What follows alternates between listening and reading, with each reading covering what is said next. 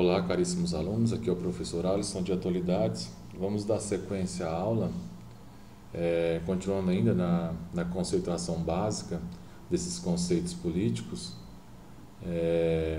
Vimos um pouco na primeira aula o que é o Estado, o que é o poder, a questão das formas de poder da antiguidade, sobretudo pegamos como exemplo a distinção aristotélica entre aqueles tipos de poder que são legítimos e os ilegítimos, baseados tanto na quantidade como na dimensão axiológica da moralidade.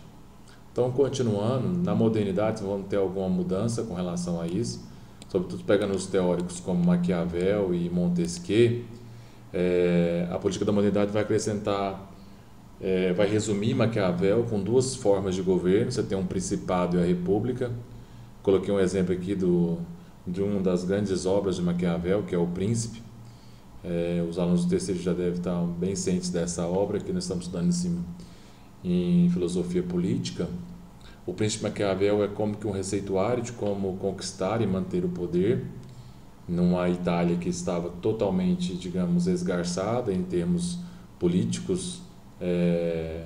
Era uma Itália que não é a Itália que nós conhecemos hoje, uma Itália unificada, mas era uma Itália toda dispersa em pequenas cidades-estados, cada um com a sua autonomia. Então, Maquiavel, como foi um grande secretário de Soderini, um dos governantes da sociedade de Florença, por ele ter muito contato com as várias formas de governo, ser um diplomata, conhecer de perto a realidade política, ele vai criar basicamente esse manual num momento de exílio da sua vida para que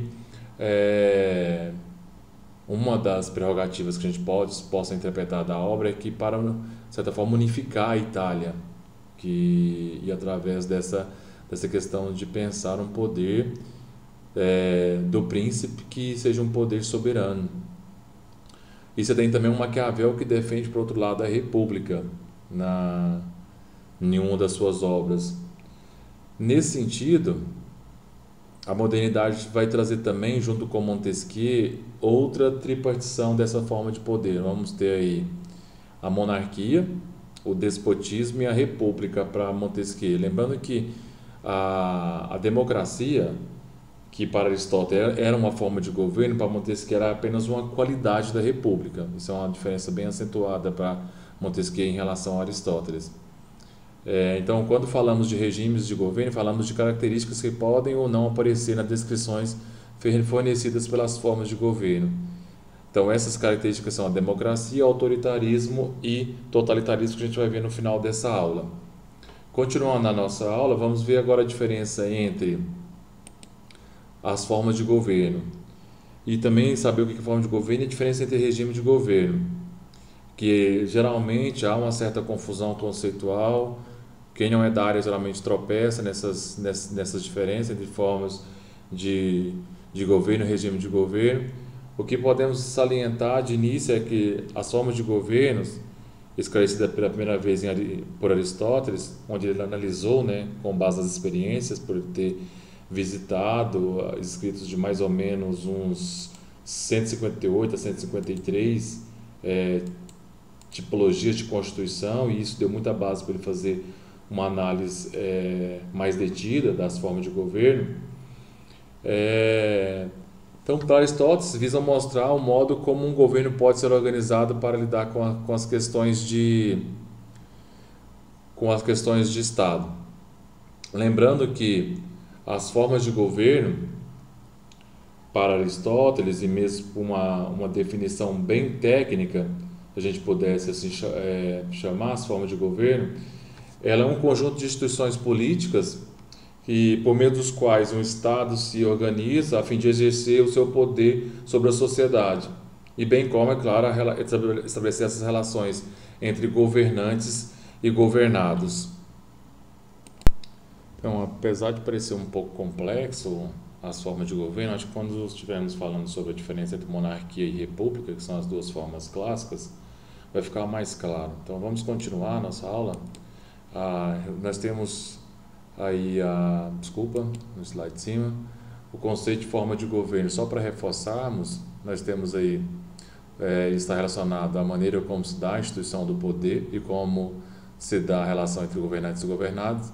Se a forma de governo for caracterizada pela eletividade e pela temporariedade dos mandatos do chefe do executivo, teremos a república, ao passo que, se estivermos falando de hereditariedade, vitaliciedade, teremos a monarquia. Então nós temos aí as duas formas clássicas de governo. De um lado nós temos a monarquia, em que você tem o monarca ou o rei, que detém o poder na sua mão, sobretudo se for a monarquia absolutista. Nós temos dois tipos de monarquias ao longo da história, a monarquia absolutista e a monarquia constitucional ou parlamentarista. Hoje em dia quase não existe mais monarquia absolutista, nós temos poucos exemplos, acho que, se não me falha a memória, só Brunei, Suazilândia e Arábia Saudita, que vamos ter ainda esse tipo de monarquia absoluta, em que o chefe de Estado também é o chefe de governo, tudo se passa por ele. Ao longo da história, os alunos da terceira já devem estar enjoados dessa temática, nós estamos estudando isso. Nós temos aí um período de mais ou menos 300 anos de uma monarquia absolutista com os estados nacionais modernos, em que o rei era praticamente o Deus na terra, tudo passava por ele. Você tem aí a frase de Luís XIV, o rei da França, que resume bem esse período, que ele vai dizer que eu sou o Estado. Eu sou o Estado, essa frase dele está praticamente dizendo, tudo passa por ele, é tudo ele que decide, tanto da parte de políticas econômicas, sociais, a parte do exército, de conceder cargos, de estipular preços dos tributos, todas essas questões passam pela monarquia, pelo monarca ou pelo rei. Aí você tem aí as características que eu bem citei, que é a vitaliciedade, que consiste num poder ilimitado, porque vai até onde ele conseguir viver. Se o rei for morto, ele é posto, outra pessoa no seu lugar, geralmente passa de pai para filho, é uma linha sucessória. E você tem uma irresponsabilidade, no caso do monarca, que ele isenta, ele diz os crimes de responsabilidade. E no caso da monarquia ainda, se a gente for pegar o exemplo das monarquias constitucionais, você vai ter um poder repartido. Você vai ter de um lado o chefe de Estado, que no caso é o monarca, devido às mudanças históricas que teve, que a gente sabe, com a Revolução Francesa, a questão das ideias iluministas e toda a derrocada do poder absolutista, do antigo regime. Aí você vai ter nas monarquias constitucionais ou as monarquias não absolutistas, você vai ter o chefe de Estado, que no caso ele exerce um poder muito mais simbólico, formal, porque ele vai participar muito mais das cerimônias, de interação com outras monarquias, vai participar de cerimônias religiosas, sentenças protocolares, alguma outra ação social. Então você tem um poder mais formal por parte do chefe de Estado. Quem vai ficar com essa parte mais das políticas públicas, das políticas sociais, afirmativas, cuidar da economia, cuidar da educação, da saúde, de todas essas políticas públicas, você vai ter um chefe de governo que vai cuidar disso, que no caso é o primeiro-ministro, o chefe do parlamento, que vai, de certa forma, deter a prerrogativa de cuidar desses assuntos. Então você tem aí um sistema de governo já parlamentarista, que é diferente da monarquia absolutista. Em contraposição, outra forma de governo, que no caso muito presente a nós, porque nós brasileiros temos uma república presidencialista, nós temos a república. Ela, diferente da monarquia, o cargo não é vitalício, você tem um governo que é temporário, como no nosso caso, de 4 em 4 anos, elege-se um presidente, o chefe do executivo, e esse chefe pode, no caso, abre-se uma sessão no Brasil de uma reeleição por mais 4 anos, é o povo que escolhe através do voto, o voto aberto, que é constitucional desde 1932, quando Getúlio Vargas, pressionado pela oligarquia cafeira paulista, reformula a nossa Constituição. Esse poder é limitado por um tempo, como já disse para vocês, e ele responde pelo crime de responsabilidade. pelos crimes políticos. Por isso que, no nosso caso, houve na nossa história alguns impeachments aí, com os mais presentes que nós participamos foram o da presidenta Dilma e do Fernando Collor. Então essas são basicamente as duas formas de governo que nós temos atual. A monarquia, no caso que mais existe hoje, a monarquia constitucional, e nós temos a república.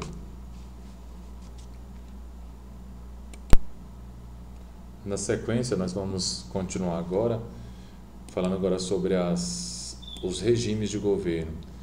Então, o regime de governo, em termos conceituais, ele diz respeito à forma como o governante exerce seu poder, ou seja, estamos falando aí da relação entre governantes e governados, e não necessariamente do número de governo, como a gente vem tratando como uma forma de governo.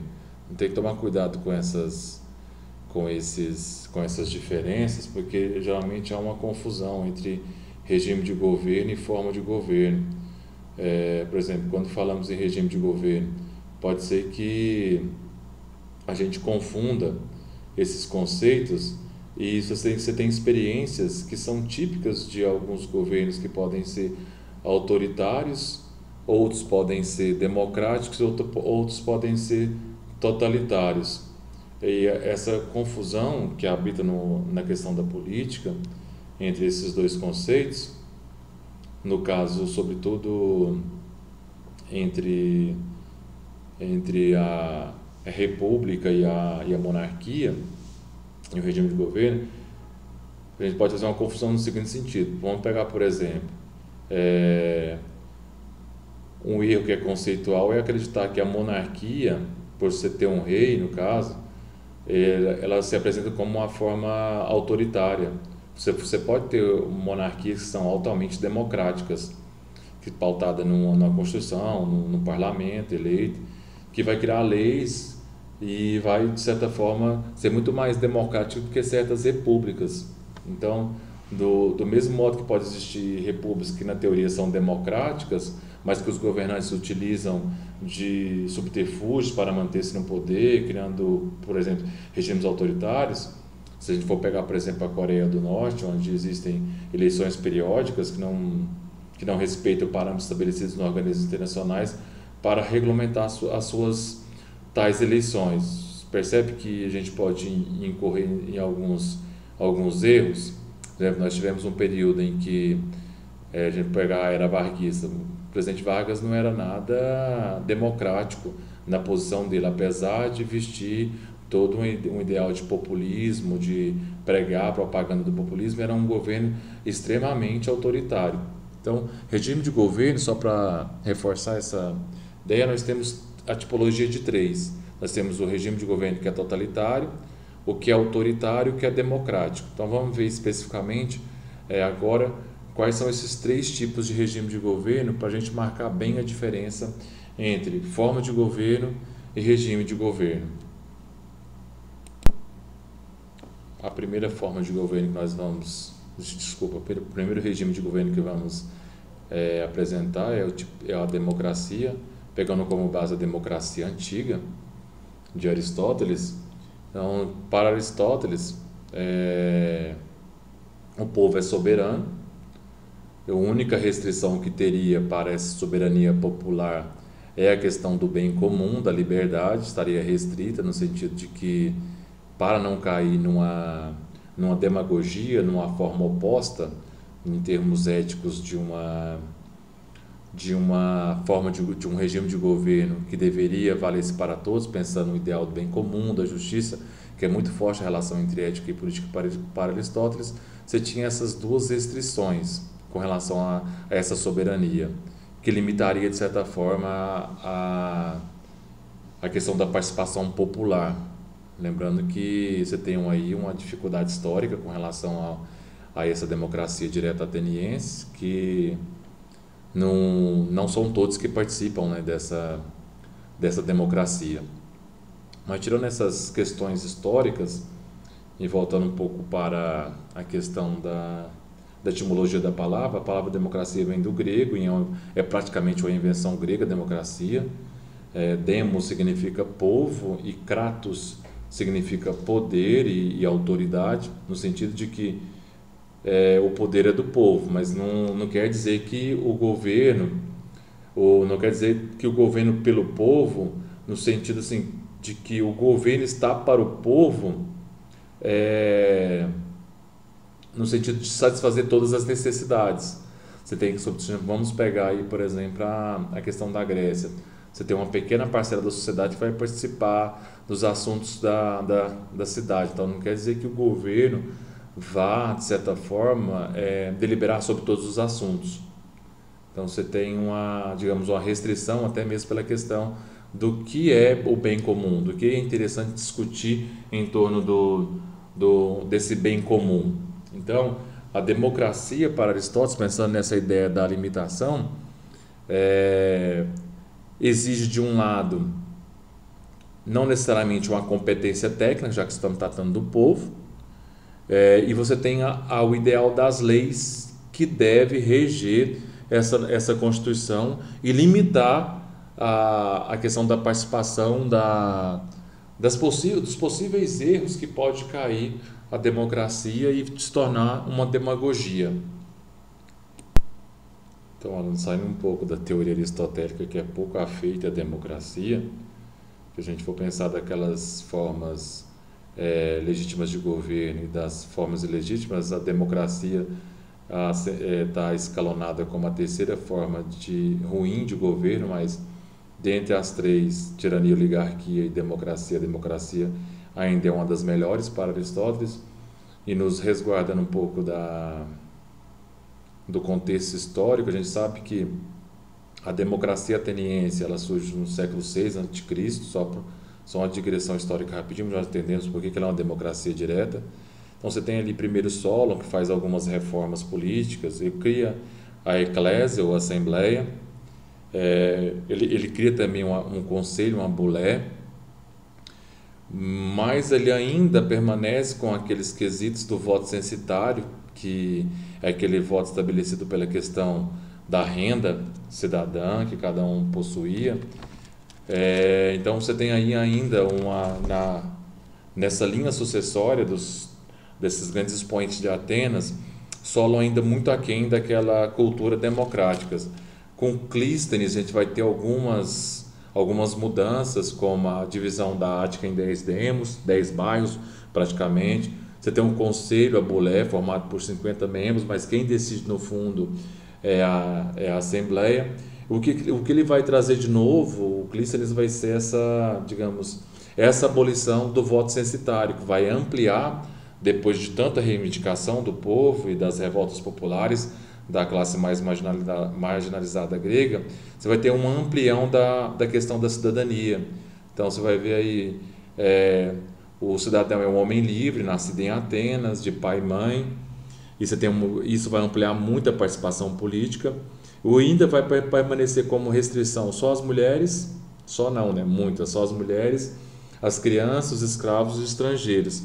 Mas com Péricles, de fato, é que você vai ter uma cultura democrática, que é a que a gente historicamente mais ficou conhecida. Essa cultura democrática de Péricles, ele vai trazer como novidade a isonomia, que é o princípio de igualdade, do cidadão perante a lei, independente de ser rico ou pobre, essa igualdade jurídica. Você vai ter a participação nos debates, que é muito forte para a democracia, e isso vai trazer grandes vantagens para a democracia grega. A exegoria, que é o mesmo tempo de fala para todos. E além dessa participação no debate político, você tem uma característica que é muito grega, é a questão do ócio, que é muito prezada. O que é o ócio? É esse ócio criativo, você ter tempo para fazer, para participar da vida política, dos assuntos políticos. E nesse inteirinho é que vai abrir a participação política do mais pobre a partir da mistoforia. O que é a mistoforia? A mistoforia é o salário político, em que para você se ausentar da vida dura, de trabalho nos campos, nas fazendas, na economia agrária grega, estipulou-se essa nova regra, e a mistoforia vai pagar você para aqueles 9 dias de discussões políticas que eram feitos de 9 dias, você participar de forma direta da democracia. Então isso vai trazer, digamos assim, uma grande participação do povo grego nas decisões da polis grega. Então, o cidadão grego, o que de certa forma eles mais decidiam? Decidiam sobre a sociedade ateniense, sobre economia, estratégia de guerra, assuntos políticos, mas a parte razoável das discussões parece girar mesmo em torno das religiões, das festas, também das questões das bacantes, das festas religiosas, do teatro. Tudo isso era motivo de discussão política para a Grécia. Então, no apogeu só em termos precisos, no apogeu da cidade, a população ultrapassava mais ou menos 400 mil habitantes. Então, desses 400 mil habitantes, 130 mil, 120 mil eram estrangeiros, 120 mil, 130 mil eram escravos, e a grande parte da população não participava desse destino público. Vocês veem o tanto de gente que eram assim, tirados da cena política. O que sobrava basicamente era mais ou menos 30 ou 40 mil homens que participavam dessas discussões políticas. Por isso que era possível fazer uma democracia direta, em que o cidadão ia lá e votava os assuntos da cidade, ou sobre as funções administrativas, etc. Então, isso facilitou muito, digamos, essas restrições à cultura grega de uma cultura democrática, baseada nesses direitos iguais, tempo de fala e uma maior participação do cidadão. E essa democracia vai durar mais ou menos 200 anos, mais ou menos, entre os séculos 6 e 4 antes de Cristo. E ela vai sumir de cena por um longo período, a democracia.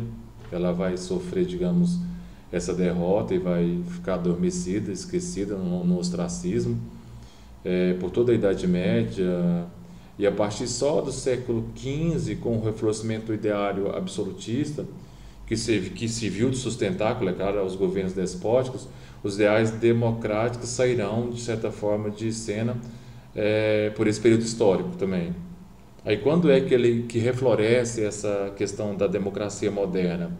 Ela vai surgir nas primeiras constituições, sobretudo pelas mãos dos federalistas, basicamente ali no século XVII, em que contrapondo um pouco a essa ideia da democracia direta ateniense dos antigos, eles vão buscar a democracia representativa como sendo a única forma, notem bem isso, de que o governo popular poderia se efetivar nos estados modernos. Eu trouxe um quadro aqui para a gente pensar a diferença basicamente das 3 democracias antes de finalizar a aula, que vai ser ideal para a gente pensar. Nós temos a democracia direta, que é exercida sem intermédio nenhum, como a grega, através das assembleias.